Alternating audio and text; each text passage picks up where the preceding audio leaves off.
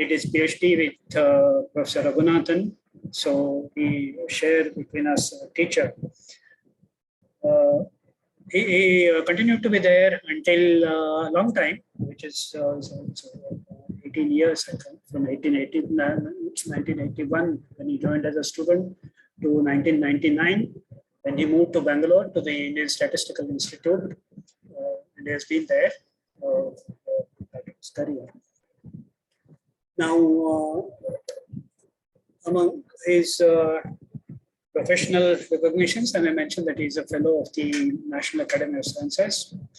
He was also recently president of the Indian Mathematical Society last year, 2021. And he has been a national coordinator for the Mathematical Olympiad program of India. And more recently, many of you might know, we now have Mathematics Teachers Association founded in 2017. And Suri is one of the founding members of the association. Now, Suri has important contributions, not only in his research, but a lot of expository work and popular work of the kind which is sort of important for popularizing or generating interest in mathematics. So, and then one of the key roles he has played in this is being the editor of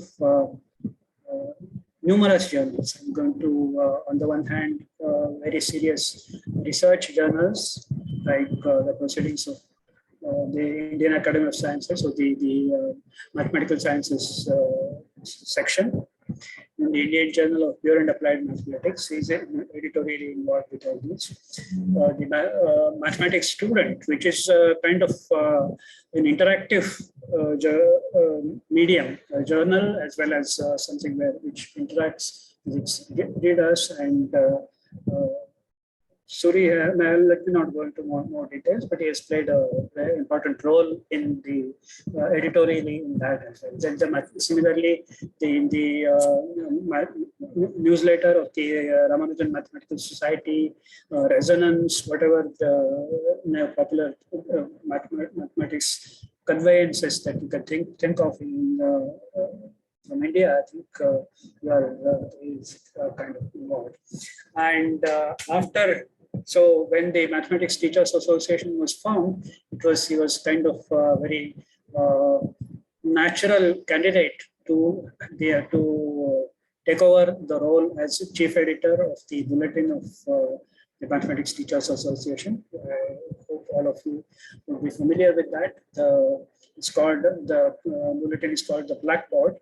Suri tells me that just now one new issue is coming up, and I'm sure I'm quite enthusiastic to look into it. Now, so I think I have adequately conveyed that while many in the community have a more targeted kind of aims like research or teaching or something, I would say Suri is an exceptionally versatile mathematician in terms of the roles he has played. I mean, research, teaching, being editor, leading the Olympiads, interacting with teachers, and so on. All the more, he's quite a multifarious personality in that. Naturally, he's a good expositor also. It's sort of quality that goes with these things. And another thing that naturally goes with this is that he's popular in the lecture circuit. I'm sure you get it. I would have got to hear him earlier also, and you'll see him on YouTube and that. One final thing I just want to mention is, without going into too much details and without even elaborating, he has a certain way of way with words, I would say. I mean, there's a lot of things coming from him by way of alliteration and pun and so on. And I'm hoping that someday he will publish something which with all of that, some kind of compilation. I'm quite willing to pay for an advanced copy of such a publication. It's to come. So let me not take more of your and Professor Suri's time. With this, I'll invite Professor Suri to begin his talk. And I'll not quote the title because of the title I read in the poster.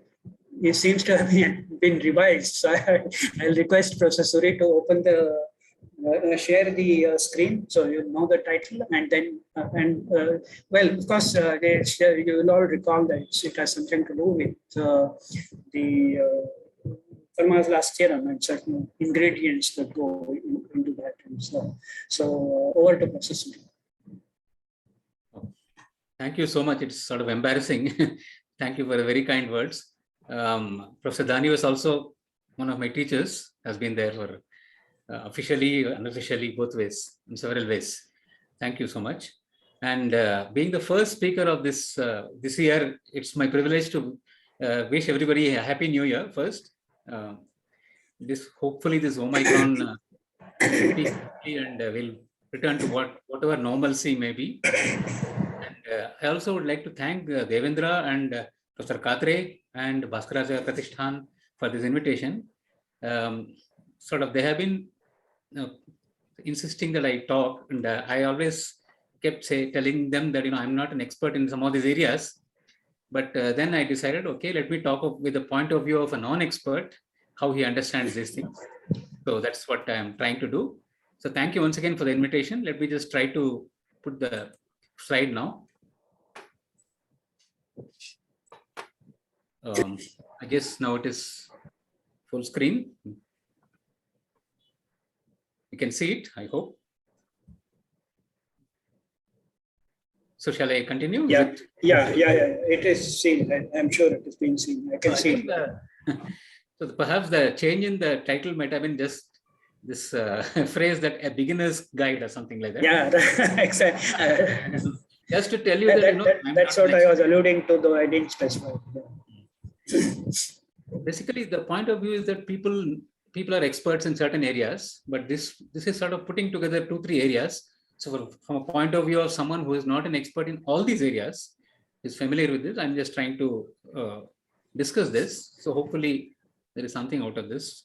Let me start. So there are 3 in this. It's kind of well known who are the players in this drama. There are 3 principal players. So I'll sort of discuss each of them and then say how they come together, etc. And then also at the end, towards the end, try to talk a little bit about Wiles' proof itself, not just how Fermat's last theorem was proved, how he proved the Taniyama-Shimura conjecture. So let me start with this. Okay, this way it's not. Okay. So as people have said, this is not my quote. This is one of the highest intellectual accomplishments of the 20th century. So the proof by Wiles is really a powerful piece of work. And I'll also talk at the end about certain sort of lucky accidents. At that time, they were accidents. Now they may no longer be accidents. I'll explain what that means. For example, now the so-called modularity conjecture of Sayre has been proved by Khare, Wintenberger, and we can even say that those lucky accidents have been honed into a technique by these people, and now we might even say we have a second proof of Fermat's last theorem, the same type of technique, but yeah. But I'll talk about Wiles' proof in some detail. Okay, so what is the first player in this? The first, there are 3 players, as I said, elliptic curves, modular forms, and Galois representations. So this is one way of thinking about this, that the 3 roles that they play. One might say they all come together, but then why don't we study just one of them? So as they say, elliptic curves are usually studied using algebraic geometry, and modular forms uses representation theory. They are considered somewhat more advanced than Galois representations. So the bridge between them is provided by this Galois representations. And in some sense, they say that this makes it a very nice bridge because the methods used in study of Galois representations are sort of more about linear algebra, which is supposed to be more elementary. So that's one sort of theme one can say that. Okay, so what is an elliptic curve? Elliptic curve is a non-singular projective plane curve of genus 1 having a specified base point. So if the people who know geometry very well, but otherwise also we can just simply think of it is simply the set of solutions in the projective plane of an equation of this form.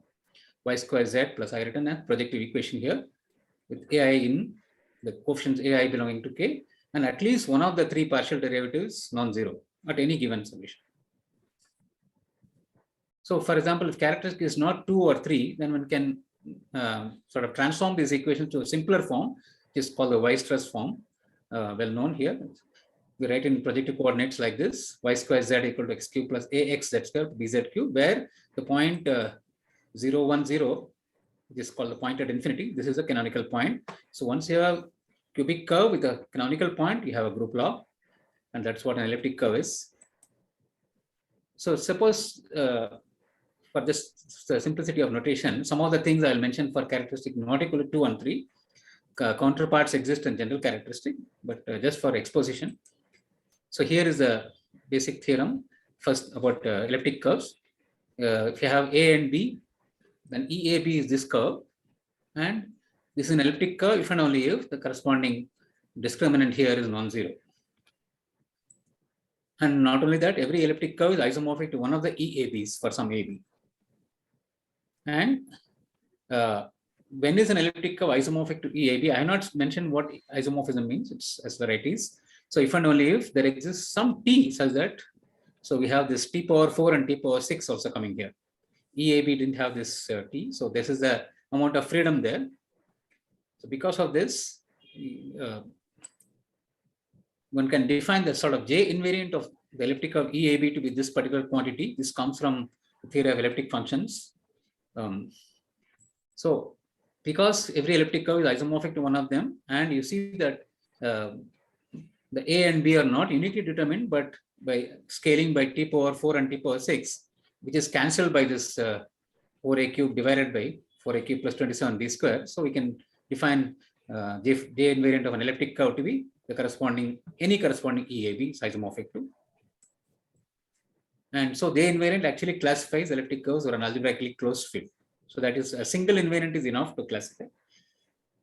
Now we can view this also in terms of complex numbers. Suppose you have elliptic curve or a complex number. So I just want to say that I'll do a little bit about elliptic curves, not everything, because it's a very rich theory, and what is relevant to our discussion only I'll talk about. And perhaps for modular forms, I'll talk less about modular form than about elliptic curves because of the role that they play here. So the complex points of an elliptic curve can be thought of as a complex Riemann surface of genus 1, and so it is a complex torus, C modulo lattice inside C. So this is from the theory of classical theory of elliptic functions. So the elliptic curves or C complex points are just a complex torus.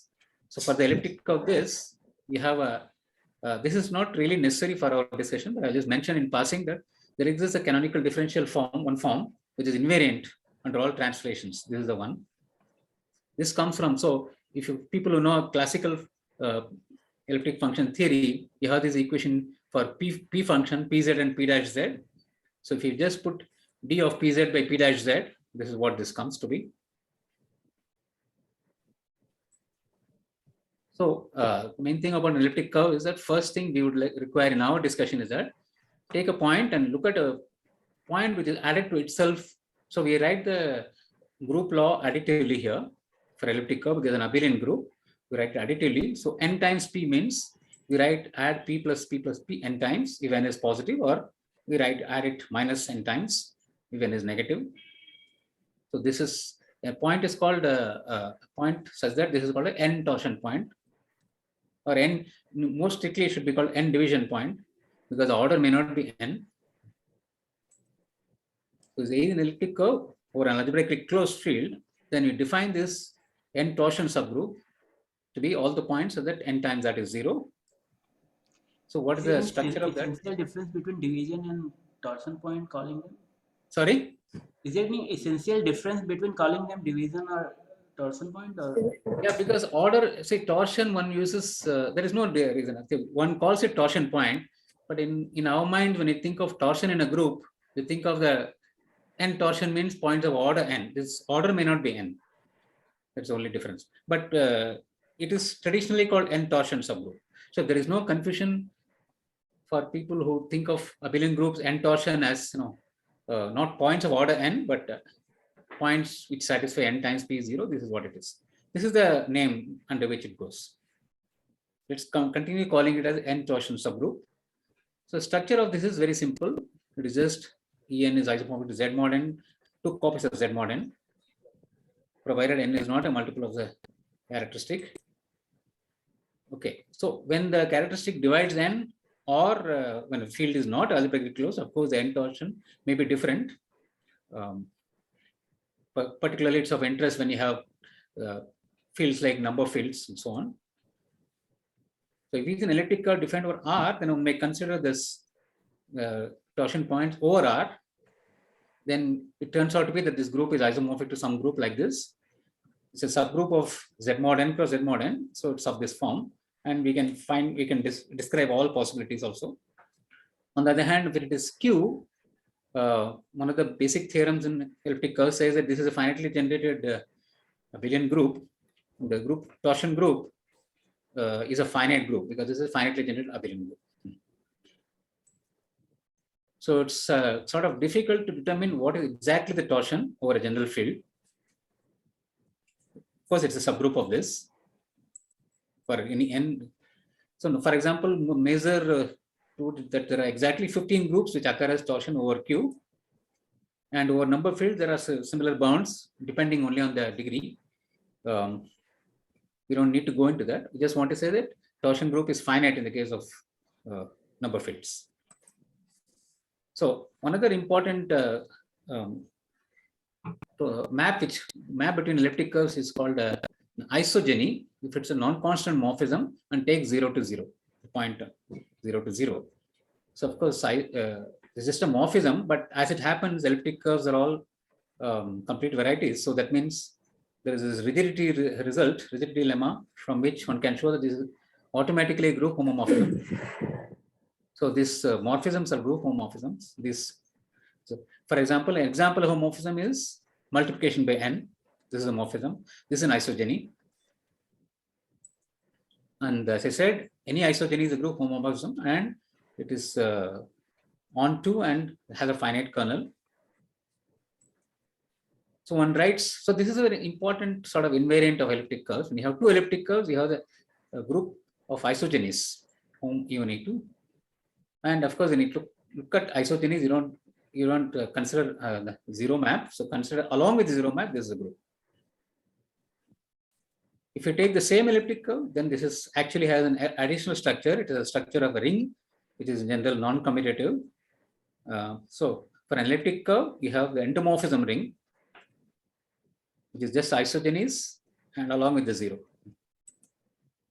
So as I mentioned, the multiplication by n gives a homomorphism from, so this is, since it is a isogeny, there is a ring homomorphism from Z to ND. So elliptic curves are of two kinds. When there are more what should I say, isogenies than just this multiplication by n. And elliptic curves that have complex multiplication if this is not merely Z but something more than that. What can it be more? For example, I mentioned some examples. These curves of some complex multiplication, namely some isogenies which are not multiplication map. So possibilities are the following. Properties of this endomorphisms. So this is a ring which has no zero divisors. Although it's non-commutative, I can't say it's an integral domain. So in general, non-commutative. So and this is torsion free, and there's only three possibilities. I mean, three families of possibilities. One is Z, and another is order in an imaginary quadratic field or order in a quaternion. So order simply means it contains a basis and a lattice. The Z module generated by basis. For example, maximal orders are there. For example, you take a number field, the ring of integers is a maximal order. There will be subrings, which could be orders, may not be maximal. So and E could be an order, may not be maximal order. But these are all the possibilities. The last possibility of being in a quaternion divisional algebra occurs only for certain fields, only positive characteristic fields. The ring itself has characteristic 0. The ring ND itself. And when the characteristic is 0, ND is either Z or an order in imaginary quadratic field. That's what I mentioned. This last possibility doesn't occur for 0 characteristic. Okay, so I just mentioned in passing what it means for over complex numbers. So we know that an isogeny is going to be, so this is a complex torus here, where you can take the basis to be of the form 1, tau, where tau is in the upper half plane. Then suppose there is an isogeny which is different from multiplication map. Then let's just determine what it can be. So because lambda times 1 and lambda times tau are here, there is an equation that you get, a quadratic equation, and you solve it. And that means we get an imaginary quadratic number. So this lambda is actually inside, it generates an imaginary quadratic field. Of course, it may not be the full ring of integers. So this is an order in the imaginary quadratic field generated by tau. So this is the only possible. Okay, now how do we come to representations and so on? Suppose here A is an elliptic curve and let L be a prime number, which is nice with respect to the characteristic, different from the characteristic. Then we can talk about the L power n torsion points, which is we know is isomorphic to this over an algebraically closed field, that is. So what we can do is from L power n plus 1 division points to L power n torsion points, there is a natural map. So this respects all this. We'll look at the inverse limit of these groups. This we have this what's called the Tate module. We'll say why it's called a module. I'll just mention in a moment. So Tate module is nothing but look at the L power n torsion points and inverse limit over n with respect to the natural maps from L power n plus 1 division points to L power n division points. There is a multiplication by L map. So each L power n is naturally Z by L power n module. And so this Tate module is actually a ZL module, ZL being the inverse limit of Z by L power n, which means the L-adic integers. So it's here you get a complete local ring now. So it's a big ring with topological structure here. So that's the advantage of, so if you fix a prime number L, you have a Tate module, which is a ZL module. And you can easily see that it's a free module of rank 2. What does an isogeny between two elliptic curves give? It gives a ZL module homomorphism between the corresponding Tate modules. In particular, if you have the same elliptic curve, then we have from end E to, which is the set of all isogenies of E to itself, to 2 by 2 matrices over ZL. And you can easily check it's injective because once it is 0 over large N of n, then it is 0. So we have a mapping from end E to M2 ZL given by any isogeny determines a ZL module homomorphism from TLE to itself. TLE is ZL cross ZL. So for an elliptic curve L, E over K, since the multiplication map is defined over K itself, so now we know that structure of torsion is over algebraic closure. We know that structure, which is what we wrote power n. That notation was for the over the algebraic closure. So there is an action of Galois K bar over K on this. And so there, hence we have actually action of the Galois, so this is called the absolute Galois group K bar over K on the Tate module TLE. Okay. So of course we know that the automorphism Tate module is just GL2ZL. So this is called the L-adic representation of the Galois group attached to E. So given an elliptic curve E over K and a prime number L different from the characteristic of K, we have an L-adic representation of Galois group into naturally defined representation of Galois group, which is 2-dimensional and goes into the L-adic integers. So when I just mentioned in passing that this is a very important theorem, that when K is a finite field or an algebraic number field, theorems of Tate and Faltings respectively say that the isogenies, the L-adic representations actually determine the elliptic curves up to isogeny. So these are sort of deep theorems. So as I mentioned, Mordell-Weil theorem is the first sort of basic result about elliptic curves over number fields, because we are specifically interested in elliptic curves and number fields. We'll see why. So the first theorem is that it's a finitely generated abelian group of K points. I say, okay, again mention that why do elliptic curves or number fields arise naturally in classical problems in number theory? It's kind of well known. I mentioned this congruent number problem. So a number is a natural number is a congruent number if it's a area of a right angle triangle with rational numbers as sides. So there are many known results about them. The connection with elliptic curves is that this elliptic curve y square equal to x cube minus g square x, if it has a point of infinite order, then d is a congruent number. It's an if and only if statement. So determination of all congruent numbers is equivalent to determining this class of elliptic curves, which ones have infinitely many points, or a point of infinite order. Another thing I'll mention, I think this is perhaps not so well known. This is more elementary. So we have this famous Fermat's two squares theorem. P is any prime 1 mod 4 is the sum of two squares. Gauss had studied this elliptic curve y square equal to x cube minus x in relation to this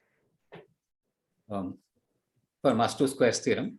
He looked at the number of points of this mod P, number of solutions mod P for every prime P. He denoted by NP. Then he noticed that we have this N2 is 2 and NP is P is 3 mod 4, and we have this nice interesting thing, NP is P minus 2R. P is 1 mod 4 and P is expressed as sum of two squares with R odd, and this condition determines R uniquely. So we have this number of points mod P has very nice structure, very nice pattern. That's what he noticed. So loosely speaking, if an elliptic curve over Q has a nice pattern of NPs, then it is said to, it's seen that it comes from a modular form. So this is put in a firmer footing by the so-called Taniyama-Shimura-Weil conjecture, which we'll discuss in a few moments now. Asserts that every elliptic curve actually comes from modular form, whatever that means. Okay, so the other, when you have I already mentioned that given elliptic curve, you have this state module. So you have two-dimensional representation, L-adic representation of the Galois group. I wanted to just mention what kind of representation of Galois group arise in general. Here is a general explanation. Suppose you have a finite extension of number field. This is basic number theory, algebraic number theory. Whenever you have prime P in K or a valuation, discrete valuation over K, and look at all the extensions of this discrete valuation to L, and we have the so-called decomposition groups. That means these are the stabilizers, subgroups of this. This is the Galois group of L over K will act transitively on the primes above a particular prime. So there is, you can look at the stabilizers of each WI. This is called the decomposition groups. They're all conjugate. So natural homomorphism from decomposition group to the Galois group of these residue fields. This is the homomorphism, and it might have a kernel called inertia group, and they are all conjugate, as I said, because of transitive action of the Galois group. So inertia group is trivial for all but finitely many V that we know. In fact, those which divide a relative discriminant. So what about okay, so I just want to mention that for unramified primes V, the decomposition groups have a very specific kind of element. Just lift of the Frobenius automorphism of this finite field Galois group. That is also called the Frobenius automorphism. For every decomposition group, for every prime above, we have a Frobenius automorphism. They are all conjugate. So we might say naturally given automorphism or not naturally defined conjugacy class. So this is called the Frobenius conjugacy class. Okay, now more generally for a prime number P, instead of looking at a particular number field, you look at the whole of Q bar, then look at the prime ideal of the ring of all algebraic integers lying over P, and we can talk about the same thing. We have this decomposition group at P and all that. And since the residue field is the algebraic closure of Fp, it is topologically generated by a single element, Frobenius element. You can pull back and you have this Frobenius conjugacy classes again. I just very quickly go over that. Okay. So you suppose you have this GQ I'm going to denote as this notation will stand for Galois group of Q bar over Q. You remember that elliptic curves gave rise to some representation of Galois group of Q bar over Q for any elliptic curve over Q. Suppose you have I said G here, I mean say GLNA for any ring A, we call rho unramified at a prime if the inertia group maps to is in the kernel. So when it is unramified, then the decomposition group has this unique element called Frobenius, and so we have which I denote by rho of Frob B. So we have well-defined elements. Whenever is unramified at P, that means kernel contains the inertia group. We have trace of Frob B, and because this is a single conjugacy class, so trace and determinant are well-defined. So this is denoted by this. So now examples I mentioned was that when you have L-adic representation in the GL to ZL, or even go modulo L to get GL to FL, both of them are examples of this Galois representations. So what we are saying is that elliptic curves give Galois representations. Okay, so how much time is there? Let me see. I'm going a bit slow, but I think this part I'll just skip quickly. If a curve is singular, okay, satisfying, it's not an elliptic curve. So what can you do? What can you say about it? It has exactly one singular point, which is a node or a cusp. Node simply means it's like alpha. So there are two tangents, and this non-singular points satisfy a group law. So non-singular point either it's a multiplicative group or an additive group, as if it's a node or a cusp. So suppose take an elliptic curve defined over Q. We can always find an equation over Z. There is a model over Z for which the discriminant is minimal, and so we can now reduce everything over mod P. So we get various curves over FP. Of course, not all of them are non-singular. So these are some cubics. So we say elliptic curve over Q has good reduction at P if EP is non-singular, and it has semi-stable reduction or multiplicative reduction if this has a node. We know that if it's a node, then it gives a multiplicative group. That's why it's called multiplicative reduction. Then the bad one is what's called unstable reduction, where you have a cusp. So basically, this is bad points are governed by some finite number. Anyways, in the latter two cases, E is said to have bad reduction. One can easily say that if E has a bad reduction, P divides a particular number called the discriminant. So apart from finitely many things, we have a good it has a good reduction. So given an elliptic curve, the object sort of a generating function that one forms. Often, by the way, when you want to compare elliptic curves, modular forms, whatever there, you compare certain generating functions that they have and say do they give the same parameters. So elliptic curve corresponding L function is the following. It is given by an Euler product that converges for real part of S bigger than 3/2. It looks like this. So this is a finite product here. Here is an infinite product, and APs are certain numbers given by number of points of this. They are governed by this number of points, mod P. So why does it converge for real part of S bigger than 3/2 is from so-called the proof of Weil conjectures for elliptic curves. We have such a bound here. From that, you can easily show that this converges, and you have a nice series also which converges for real part of S bigger than 3/2. So mention in passing that okay, isogenous curves are the same L function, but I don't want to mention that the so-called Birch and Svennetten conjecture is still open. Is that although lots of things are known, you can continue that function analytically to be an entire function, and this analytic information that order at S equal to 1 will precisely give the rank of the modulo by L group. It's very interesting. This is analytic sort of rank and this algebraic rank, they are equal. That's what it predicts. Okay, so now come to the second player, because one should introduce all the players quickly. Modular forms. So we have this upper half plane and we have this fraction linear transformations.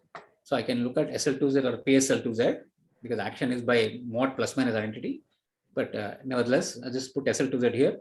This is a function which is meromorphic on the upper half plane. It's called a modular function if this has this nice transformation property, Cz plus p power k fz for some k. And remember that since 1101 is an SL2Z, this means f is periodic period 1. So it has a Fourier expansion. When you expand it in Fourier expansion, there is this Laurent series here starting from some integer, it could be negative. That's why it's a meromorphic function, I right now said. And in case, so this is what is a modular form? That means it should be holomorphic first. That means there are no negative terms, in which case f is holomorphic at infinity, and set the value of f at infinity to be that C0, the first term. And we say it's a cusp form if it starts with the, the constant term is 0. C0 is 0. So for example, here are some examples of modular forms. These are not cusp forms, these are the complement of cusp forms. So this is a so-called Eisenstein series of weight 2k. You can easily verify that, elementary actually. So if you call mk to the space of modular forms of weight 2k and the space of cusp forms is subspace mk0, then these are vector spaces, and this is, we can form a graded algebra because product of weight k and weight L modular forms is a weight k plus L modular form. And the interesting part is that every modular form for SL2Z is a homogeneous polynomial in G4 and G6, these two. Okay, and further, what are the pieces here? You know that modular forms exist only in certain dimensions. These are the dimensions. So in this k less than 0, this 0, and this is dimension. Okay, this is the classical theory. Now, I want to sort of relate both of these things. So let's define the upper half plane union the P1Q being the boundary of that upper half plane there. On that, we take rational points only. The quotient space is a Riemann surface, which can be just thought of as adding a single point because all the points of P1Q are equivalent by SL2Z. So because of using that, suppose you look at, this is the subgroup of SL2Z which appears often. It's called gamma naught n, is a congruent subgroup because it is defined by this congruence condition. C is a multiple of n. So this is a finite index subgroup. So we have to find the cusps of gamma naught n. I said cusps of gamma are P1Q up to equivalence. So these are orbits on gamma. So this will be some finite set here. So we want to define modular form for gamma naught n, the same kind of transformation condition, except that now the meromorphicity condition, first of all, is for each cusp here also. This is a modular function. Of course, similarly, you have modular form for gamma naught n. If it's holomorphic and it's a cusp form, we will vanish its whole cusps. So we don't need details about this, but I just want to mention this important point here. So cusp forms of, we'll see it again in algebraic geometric terms, what it means, but cusp forms of weight 2. So if it's a modular form of weight 2 for gamma naught n, then it is easily checked that the following differential form, look at fz dz. It is gamma naught n invariant. Because you see f of gamma z brings us Cz plus d whole square, weight 2. D of gamma z, Jacobian z, dz divided by Cz plus d whole square. So this will be gamma naught n invariant. So this is very special. This weight 2 very special. And if it is a cusp form, then you define the holomorphic one form on this compact Riemann surface H star gamma naught n. And we have this isomorphism of vector spaces. Weight 2 cusp forms can be thought of as this holomorphic one forms on this H star mod gamma naught n. And what is the advantage now? That means you can calculate the genus of this Riemann surface and find the dimension of the weight to cusp forms. So interestingly enough, if you look at weight to cusp forms of gamma naught 2, there are none because genus is 0. And this is what figures in the reduction of Fermat's last theorem to elliptic curves. When you do that, we'll sort of reduce to some fictitious weight to cusp forms on gamma naught 2 which don't exist. Okay. This anyway, I think I'll pass by this. I'm losing time. I wanted to say that what is the By connection? just calculating the genus of the group, we can say about the cusp form dimension of the cusp form, right? Yes, exactly. That's what I'm saying. So advantages, you can calculate. There are various ways of calculating, geometric ways, the genus. So because of that, we know this information, algebraic information, dimension of this vector space. So if you call the genus as Gn, then dimension of weight to cusp forms is G of n. Okay, I'll pass this on. I just want to say that how does an modular form give rise to an elliptic curve, but I'll pass this. Okay. So look at the action of upper PSL2Z, the modular group on upper half plane. PSL2Z is simply SL2Z mod plus minus identity because action is trivial by plus minus identity. The classical J function is that this is a holomorphic function and it's invariant at the PSL2Z. And if you take this parameter, new parameter, q equal to pi I tau, because it's gamma invariant, you can it's a periodic with period 1. We have a sorry. We can obtain a Riemann surface isomorphic to P1C. J function can be given by this Laurent expansion. There is only one negative to 1 by q, 744, and this, of course, these numbers also have very interesting connections with different things. But so this is the J function. You add a q expansion of J function. So in fact, this when the compactified J star mod gamma P2 P1C is an analytic isomorphism. So what it means is the following. So I'll just say first of all, J function in terms of complex numbers. We have a lattice. You know that we have this. We can take W1 by W2 to be inside the upper half plane. Then fix it like that. J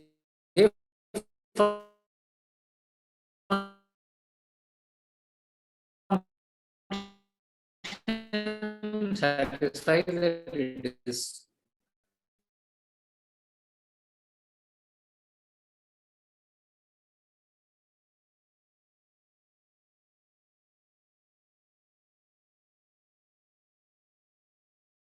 between Hello.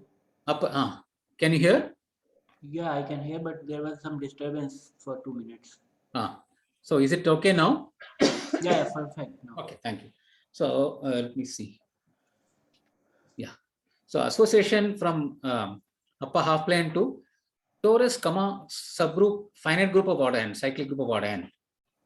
Okay, this association here gives a bijection between upper half plane mod gamma naught n and isomorphism classes of tori with a cyclic subgroup of order n, which means really what I'm saying is that since elliptic curves or complex numbers is characterized by this J function in terms of H mod gamma up to isomorphism, but A1 itself, affine line itself is defined over Q. So we have an affine curve defined over Q, which becomes H mod gamma naught n. This complex point becomes H mod gamma naught n. And this parameter is what? Pairs like that, elliptic curve and cyclic subgroup of order n. Okay, this curve y naught n parameter is isomorphism class of pairs of elliptic curves and cyclic subgroup of order n. And we can compactify this y naught n, that is what is known as x naught n. This is a compactified curve, and you can compactify just by adjoining the cusps over points over j equal to infinity, where j takes the value infinity. So it's denoted by x naught n. In that notation, one version of the Taniyama Shimura Weil conjecture. So these are 3 names: Taniyama, Shimura, Weil. The name, it's not put in alphabetical order because Taniyama is the first one to have stated it in the 1955 meeting in Kyoto, Kyoto or Tokyo, I don't know. So 1955, I think he stated it. every elliptic curve is parameterized by modular function. So in this language, you can say there exists some capital N for which there is a morphism from this curve to E, which is defined over Q. So in that sense, right now you don't see still some connection with the modular forms you see, because X naught N has to do with modular forms. So there are refined ways of looking at this picture. So I'll again skip this because I'm losing time. The same thing can be stated in more precise terms. For example, it says any elliptic curve defined over, there is a number called conductor of E, which contains all the bad primes wherever it has bad reduction. Then it is divisible by those bad primes only with some powers. Then there is, the conjecture says there is a cusp form which is a common eigenform for certain operators called Hecke operators, which can be explicitly defined. So these are Hecke operators for gamma naught n, and these functions are eigenvectors, common eigenvectors for all this thing. They are called common eigenforms. There is such a thing, and the eigenvalue of this operator TP has this connection with E. That is a connection. See. So it doesn't directly produce the modular form. Okay. So there exists, and something more precise, which I'll skip right now. So, so as I said, elliptic curves over Q have given rise to L-adic representations. Similarly, I want to say modular forms also give rise to Galois representations. So for that, I just recall Deligne and Serre associated to modular forms certain Galois representations in a unique manner. Okay. So the idea is to say which ones come from modular forms by first looking at Galois representations. So for a given n, look at the so-called Hecke algebra, that is, these are the modular cusp forms for gamma naught n. This is Sn, like that. The endomorphisms of then generated over Z by the Hecke operators. I said Hecke operators act on this. So look at this algebra, we call it T. And, and already we have seen that the rank of this is going to be equal to genus of this curve.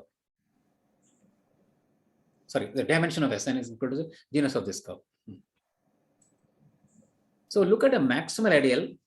So the point is like this, why I'm looking at maximal ideals is that we are going to say elliptic curves from modular form. It's not unique. Modular form is not unique, but sort of all the forms belong to the same maximal ideal in this Hecke algebra. So anyway, take a maximal ideal here in this Hecke algebra. Then we have, there exists unique continuous representation, which is two-dimensional over this Km, this residue field, this finite field Km, such that it has some nice properties. Determinant is so-called cyclotomic character. So Galois group has a representation whose determinant is a cyclotomic character. Cyclotomic character is simply on the roots of unity. Just like we defined L-adic representation for elliptic curve. So instead of elliptic curve, you take the group, multiplicative group GM, then you get cyclotomic character.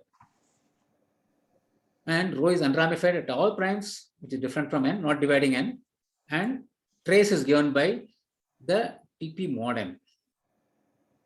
So these three properties will actually uniquely determine the representation. The fact that there exists such a representation of the Galois group was proved by Deligne and Serre.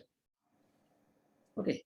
So as I said, uniqueness follows from some standard things like Chebotarev density and all. And we have two-dimensional representation, and trace and determinant will determine them. Okay, so let me not say this. So we'll just define a representation to be modular if the following happens. So look at a finite field F and look at the Galois group of Q bar over Q. We're looking at a continuous representation into GL2F, F being a finite field. We call it modular if the following happen. There is a maximal ideal of Tn and a mapping of this finite field into F bar, such that the original, the gamma which you start with, and you put it inside GL2F bar. This is the same representation. I mean isomorphic representation. So a representation of the Galois group, absolute Galois group into a finite field, two-dimensional, is called modular if this happens. It comes from modular form. This is one other way. You can also say that there is a homomorphism from Hecke algebra to F bar, and etc. etc. Trace and determinant come from there. Okay, there is a notion of representation being finite at P. Okay, which means it is unramified at P. The inertia group is contained in the kernel. So in general, there is a more technical definition of finiteness at a prime P. So I'm now talking about representation of the Galois group of Q bar over Q. At a prime number P, which is finite or etc., there is a notion of finiteness. The characteristic is not equal. This is easy to see, but if it's equal, it's more complicated. This is more of technical definition. Well, so another way of formulating Taniyama-Shimura Weyl conjecture is if you look at the L-adic representation of an elliptic curve over Q, then it is modular of level equal to the conductor. I mentioned this conductor is product of primes of bad reduction with some powers. So now just let's describe roughly how these three come together for FLT. So we saw elliptic curve, modular forms, and Galois representations in general. So the starting point of this, let me see what's the time, because I suppose I can take another 15-20 minutes. Yes, sure. Okay. So I think the real starting point was some beautiful papers of Helgois, who for the first time he looked at Fermat's equation and associated an elliptic curve to Fermat's equation. So for example, suppose you have a solution of the Fermat's equation, which I'll put like this: a to the power L plus b to the power L plus c to the power L equal to 0 for odd prime L, let's say at least 5. And looking at integer solutions, non-zero. So after commuting, suppose we can assume that, say, one of them is even, let's say B is even and A is 1 mod 4. Once you have this, then you look at the following elliptic curve. He considered the following elliptic curve: x into x minus a power L, x plus b power L. So he looked at known results about Fermat's last theorem, which have some elementary results. Over the years, till the 60s, some results are known about Fermat's last theorem, and he deduced some things about this elliptic curve. Now, the funny part is that 25 years later, or maybe 20-25 years later, Frey turned the whole thing around by looking at the elliptic curve, and he showed that there are properties, certain properties if they had, then certain properties are too good to be true because of. So if they have, there will be, if there is a solution to the Fermat's equation, then this curve will have properties which are too good to be true, which cannot be true. So I'll mention what this is precisely. What was the difference between Frey and Helgois approaches? And Helgois just thought he was not looking at Fermat's last theorem. He was looking at what Fermat's last theorem means for certain elliptic curves. But to him, the credit goes to look at those elliptic curves. He never deduced anything about Fermat's last theorem. He looked at known results about Fermat's last theorem and said something about these elliptic curves. Here number of papers. And later Frey looked at this elliptic curve. So if there is a solution, the elliptic curve cannot be modular. That's what he mentioned. Because of some known results due to Ribet and so on, which I'll come to now. So Frey was the one to say that, conclude something from curve to Fermat's theorem. So 85, Frey said this in an Oberwolfach conference, and Ribet proved in 86 that a Frey curve would have to be, if at all associated, if at all, to a modular form of weight 2 and level 2. And I mentioned already that weight 2 and level 2 and weight 2 for gamma naught 2 doesn't exist. So the elliptic curve is too good to exist. So, and as we know, Weyl started working on after Ribet's result, kind of for many years, and then he finally solved it in 93, 94.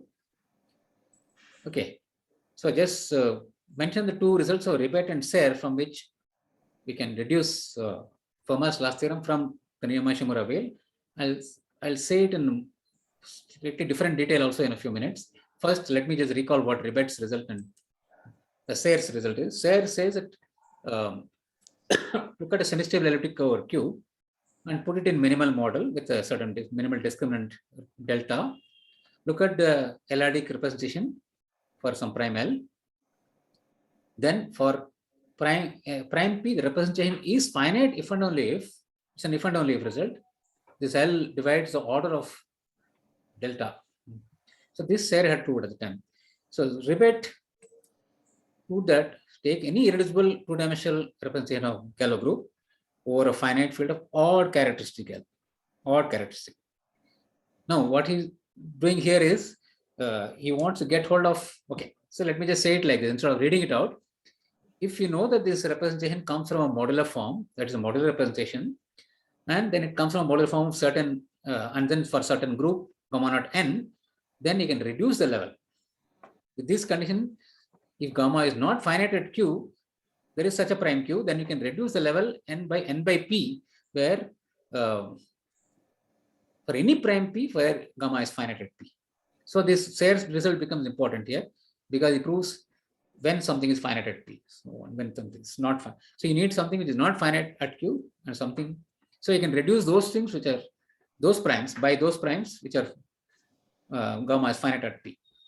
If we combine these two together, what happens is you have some level and you keep on reducing and all odd primes are out and you level with level 2.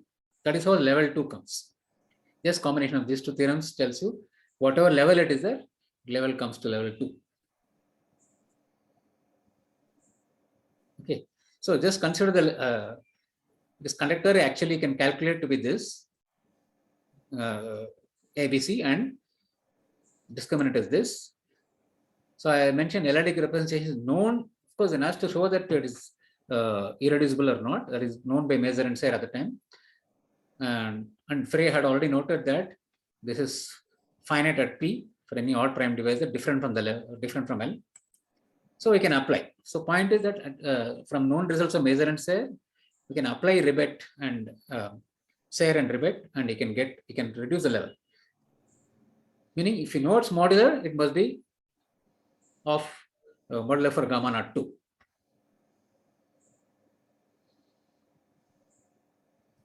Okay, so this is a reduction, weight reduction, or level reduction, sorry, level reduction. So level 2 doesn't exist. This is how it goes. Okay, so Wild's proof of this conjecture itself. So there are two things here. One is, of course, more precise details about how he showed.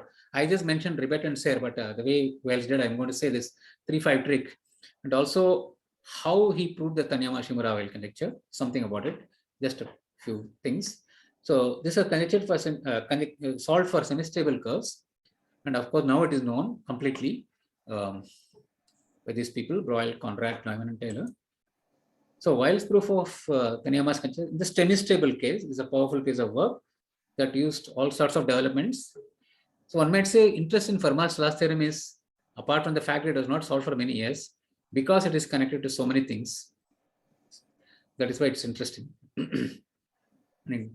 So Weil takes the help of the representation theory of this group, and generally we can view all these in terms of Langland's program, which essentially says that any kind of L function which is, comes from some geometry, some kind of generating function of some geometric object, comes from L function. If it has some nice properties, it comes as L function attached to automorphic forms, which means, of course, modular forms generalized. So this is comes under the, you can view it as coming under the theme of Langland's program. So whilst lifting, this is what I'm going to talk about just in a few. For non-elliptic curves are not seen much except Galois representations.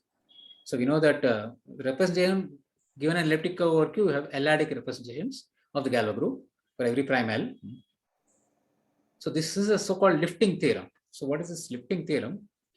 We defined the notion of representation of Galois group of Q on a finite field being finite. Okay, this definition carries over to not just finite field, but complete Noetherian rings from ZL algebras. So I kind of defined it precisely here. Galois representation is called semi-stable. If the restriction to any decomposition group of this group is either ordinary or flat, we don't need to remember all this thing, except that ordinary means action is via such an upper triangular group like this, where epsilon is also well understood. It's a cyclotomic character.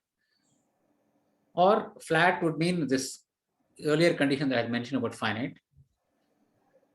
So semi-stable, what happens is, if you have elliptic curve into L-adic representation, that is automatically, for elliptic curve which is semi-stable, corresponding Galois representation is semi-stable.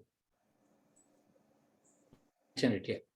This is actually comes from Tate's uniformization theory of. So we have elliptic curve which is semi-stable, then the corresponding representation of Galois group is these two, mod L power n as well as L. They are semi-stable. So lifting theorem is the following thing. Take a Galois representation into finite field FL, L being an odd prime. Suppose it is semi-stable and satisfies the following properties. And modular. Determinant is a cyclotomic character. So both in the case of elliptic curves over Q and modular form, the corresponding character determinant is cyclotomic character. For each prime P not equal to L, the image of the inertia group is contained in a conjugate of the upper unitriangular group 1 star 0 1, that group. Then the lifting theorem says then for any complete Noetherian local ring with residue field FL, we had started off with a representation in the finite field FL with certain properties. Lifting theorem says for any complete local A with residue field FL, any lift of this, which means from A to FL you have a homomorphism. That's what I mean by lift. Any lift of this which is continuous, semi-stable and has the following two properties is modular. Okay. So determinant is cyclotomic character, and for almost all primes, image of inertia is contained in upper unitriangular group. So this is the sort of so-called one more property is there. Whenever rho bar, this is rho bar is a representation mod L. Rho is a representation into the local ring. This is unramified if that one. So this is called a lifting theorem. So now, how does the lifting theorem? So I would like to say this anyway, whether I have time or not. This particular thing, this is so-called 3-5 trick. Sometimes it's called because at that time it was it's like an accident. Let A be a semi-stable elliptic curve. We know that the L-adic representation is semi-stable for any odd prime L. It is same as lower level lowering. Yes. Level lowering, but see the choice of two primes at 3 and 5 very special. I'll just say in a moment why. So if L equal to, so we want to know, if you want to use the lifting theorem, that means we have a representation to GL to FL, and you're saying something about lifting to ZL or something like that. Now for characteristic 2 and 3, or L equal to 2 and 3, it is known that this corresponding representation is modular. The rho bar is modular. 2 you cannot use for some reason because of some complications, but 3 you can use. 3, it happens in the reduction homomorphism, where the homomorphism given by taking root -2 to 1 has a section. So we have this composition. Accidentally, or I shouldn't say accidentally, it is known that this particular representation, since this group, this finite group is soluble of order 48, Langlands and Tunnell proved that this rho bar is modular, this rho bar. So that we can apply the lifting, of course. But even when you apply lifting, what happens? Let's see. Okay, so this particular L equal to 3 is useful because of Langlands and Tunnell's theorem, which is the only thing known at the time. Now, image of this thing is either the full group or upper triangular subgroup, conjugate of upper triangle. Now, if the representation is irreducible, we can say that lifting theorem will show we can lift it, and modular can show it's modular. I have not said how the lifting theorem is proved, but I'm saying applying the lifting theorem. The lifting theorem, if this is irreducible, lifting theorem will tell you it's modular of some level, and then the level lowering results of various people, like Carayol, will tell you it's, level is the correct level. So this is the easy part when periodic representation on E3 is irreducible. Interesting case when it is reducible. Then what do you do? Then what he does is he looks at the another prime, of course, next prime 5. Once again, the image of this Galois group is either whole of this or contained in a subgroup conjugate to the upper triangular group. So now, in the case it is conjugate to the upper triangular subgroup of GL to Fy, we can analyze this. There is a rational subgroup of order 15, and this is parameterized by this. You know, the points of order 15 are parameterized by this curve, x0 15. We can write an equation for x0 15, and this is the equation, and this is well known as to as genus 1 and 4 non-cuspidal rational points. These all correspond to elliptic curves that have additive reduction at 5. So they are known to be modular, corresponding to modular form for certain level. Okay, so in other words, if you have subgroup of order 15, then it's fine, modular, because of this no result. Now the thing, there's real difficult cases when representation on E5 is irreducible, but that on E5, E3 is reducible. And what he does is the following. Look at the curve x dash 5, which parameterizes all elliptic curves E dash, which are defined over Q, and E dash 5 is isomorphic to E5. This is a twisted form of the curve x5, this curve, modular curve x5. It has 4 components, each curve being of genus 0. The component that contains a rational point corresponding to this has infinitely many rational points because it is actually isomorphic to P1. So this is known. This is some easy to deduce. So considering the curve that parameterizes, so we want to look at the curve which parameters all elliptic curves E dash, so that E dash 5 is isomorphic to E5, and E dash 3 is Z3 cross Z3. We have this covering map, and we can use properties like Hilbert irreducibility to this covering, and we can get things like there are infinitely many elliptic curves such that E dash 3 is irreducible and E dash 5 is isomorphic to E5. And since there are infinitely many, you can also choose something which is phi-adically close, which ensures that since E is semistable, E dash is also semistable. So what does it mean? It means periodic representation for E dash is modular. But modularity, of course, you see the modularity for one prime implies modularity for any other prime also. So for 5 also, for E dash, it is modular. Now again, apply to L equal to 5, because E dash 5 is isomorphic to E5, then on T5 is that module for 5 is also modular. Okay, of course, level we don't worry about because for different theorems we use to lower the level. So modularity is shown like this. So what is happening here is that depend on the following lucky accidents, one might say. When N is at least 5, this group is not solvable and modularity was unknown at all. Only for 3 it was known, F3. So only L3 equal to 3 could be used. When it is reducible, we know that it is complicated. So he used a second prime, which is L equal to 5. Now we want to use a second prime. We want for the conditions that made the above proof work, we need the genus of XL to be 0, while genus of X0 3L to be non-zero. When you look at this, you find that there is only one prime satisfying this. Okay, so L equal to 5 is the only prime which could work, and it worked. Now, so modularity of Galois representation suitable properties has now been completely established, as I said. And we can say sort of, I don't know that I can say this, that by this 3-5 trick has been honed into a powerful technique and modularity have improved completely. So one can say that the lucky accident need not be lucky accident anymore. So let me see, did I have a few minutes to, I'll just say in 2 minutes what the rough idea of this proving the lifting theorem is. So you see that he proved the modular representation rho bar, which is model representation. When can it be lifted to modular representation? That is a lifting theorem, and how it is used to prove Fermat's last theorem. But how is this lifting theorem proved? So idea is to consider all Galois representation over a complete Noetherian ring, which give rise to various rho bars. So they are all thought of as deformations. Those coming from whether elliptic curves, modular forms, anything, representation into a complete local ring and go modulo maximal ideal, go to a finite field. So whatever rho gives rise to rho bar, you can call them as lifts. Or not lift, deformation. While true that if rho bar is modular, he proves that actually all deformations are modular, not just the ones we are looking at from elliptic curves. All deformations are modular. So for that is a kind of a unique, what should I say? So he forms a deformation ring. Universal property is what you want to use. So under 2-dimensional Galois representation, which is universal.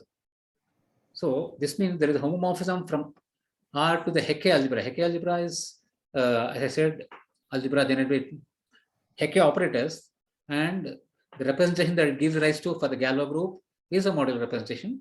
So what we are looking at is, if you have universal object R like that, then there will be homomorphism from R to T, and Wiles actually shows this is an isomorphism. Actually, there is onto is easier to show, but it's isomorphism. So just a little bit I want to say, let L be an odd prime and rho bar is a representation to GL to FL. Assume as before the two properties I mentioned, determinant is cyclotomic character and the representation is semi-stable. And for each P different from L, inertia is goes into the upper triangular group GL to FL. These are the properties which are used in this lifting theorem. So if E is a semi-stable curve over Q and the representation, then this is an example of such a thing. We know already, I already mentioned this. Rho bar has this property. Provided if you know it's irreducible. Now showing that it's irreducible was always difficult. So deformation is a continuous representation, GL to A, where A is any complete local Noetherian ZL algebra with residue field FL, such that modulo the maximal ideal, rho becomes conjugate to the given rho bar. So any such rho is called a deformation of rho bar. As mentioned above, coming from elliptic curves, you have these rho bars, which, so they are, these Tate modules are all deformations of. If rho bar is modular, that is comes from a Hecke eigenform, as I mentioned, and the corresponding representation, another example of deformation. So these are all deformations. So these have some nice properties. So what one does is, there is a finite set of primes and look at all S deformations which are bad only at S. Those coming from elliptic curves over Q and modular forms, actually they are not bad anywhere actually. But anyway, for his deformation, for his Lifton theorem, he looks at a finite set of primes and all S deformations with these additional properties, which is similar properties as before. But what he proves is that he uses the following theorem of Mazur and Ravi Ramakrishna. For a finite set of frames, there exists a complete local ZL algebra with residue field FL and a deformation which is universal. Which means for any deformation, there exists ZL algebra homomorphism inducing this. This they have to use. So then they use, and what he proves is that I went to this, I don't want to mention this. The modular form that we get is not unique. I just said once. What we get is maximal ideal is unique. So that's why we have this Hecke algebra and have maximal ideal M of Tn. Then we have an algebra T5 and we have this universal algebra R5, deformation algebra from Mazur's theory, Mazur and Ramakrishna's theorem. So this is universal property gives homomorphism to this. And as I said, this is onto, not easy to see, but they're actually isomorphs. But this requires quite a bit of deep commutative algebra to show that these are isomorphic. So in this way, he shows the lifting theorem holds. Okay, I think it's a bit complicated. Thank you. Thank you. Thank you, Suri, for unfolding the intricacies of various things that go into the proof of Fermat's theorem, different outcasts, different characterizations of those. So thank you. Any questions from the audience?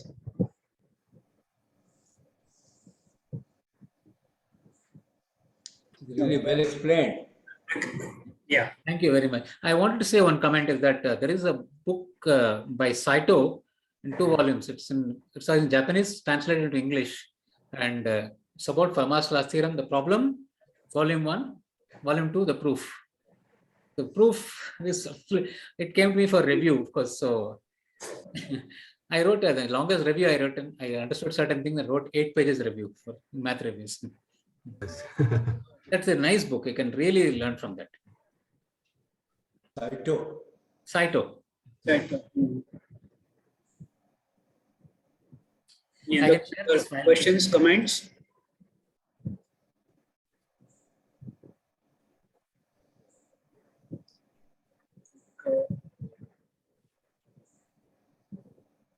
Okay, I think if there are no further questions, let us thank Professor Suri once again for the nice talk.